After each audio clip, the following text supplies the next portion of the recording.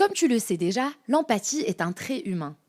En psychologie, l'empathie est la capacité de comprendre émotionnellement ce que ressentent les autres, de voir les choses de leur point de vue et de s'imaginer à leur place.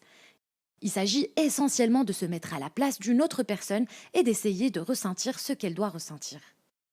Dans le contexte UX design, l'empathie est la première étape du processus du design thinking. Elle permet de développer ce sentiment d'empathie envers l'utilisateur final, comprendre ses points de friction et éléments bloquants dans l'expérience actuelle, mais aussi jouer le rôle de fil conducteur lors de la recherche de solutions. Tu dois sans doute te demander comment faire preuve d'empathie envers tes utilisateurs. La pratique de l'empathie dans l'UX doit commencer par la recherche utilisateur. Nous devons mettre de côté notre ego et nos hypothèses et nous plonger dans la recherche. Les méthodes qualitatives tels que les entretiens avec les utilisateurs, empathy mapping et les focus group nous permettent de remonter leur comportement, leur motivation et leurs préoccupations. Parmi les nombreuses méthodes largement utilisées lors du stade empathie, nous pouvons trouver l'entretien individuel.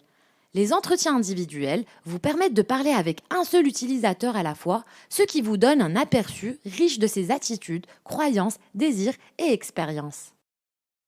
Nous pouvons également trouver les sondages en ligne, qui sont des questionnaires structurés auxquels votre cible répond en ligne en remplissant un formulaire. Les enquêtes en ligne peuvent varier en longueur et en format. Les données sont stockées dans une base de données et l'outil d'enquête fournit généralement un certain niveau d'analyse des données, en plus de l'examen par un expert qualifié. Parmi ces outils, on a Google Forms, SurveyMonkey et Tipform.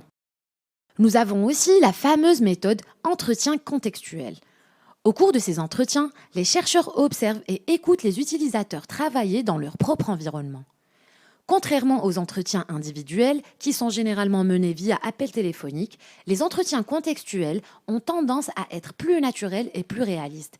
Ils sont aussi généralement moins formels et n'utilisent pas de script. Jusqu'à présent, tu as mené ton étude sur les utilisateurs et recueilli des données sur leurs besoins et leurs attentes. Ces données brutes doivent être interprétées comme des informations clés qui te permettront d'atteindre ton objectif. Il existe plusieurs façons d'interpréter les données et de les présenter aux parties prenantes et à ton équipe d'une manière accessible et lisible. Parmi ces techniques, nous pouvons trouver le persona.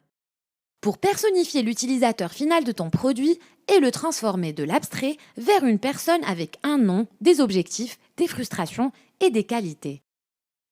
La carte d'empathie. Il s'agit d'une carte qui se compose de 4 catégories contenant ce que l'utilisateur a dit, fait, pensé et ressenti tout au long de son interaction avec son environnement. Cette carte fournit 4 domaines principaux sur lesquels nous pouvons concentrer notre attention, offrant ainsi une vue d'ensemble de l'expérience d'une personne. La carte du parcours client. C'est un récit visuel de l'engagement d'un client avec un service, une marque ou un produit.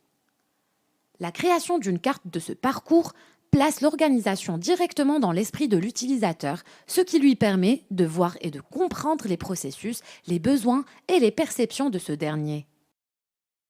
Et voilà, notre guide de la première phase de la réflexion arrive à sa fin. Rendez-vous pour la suite des étapes.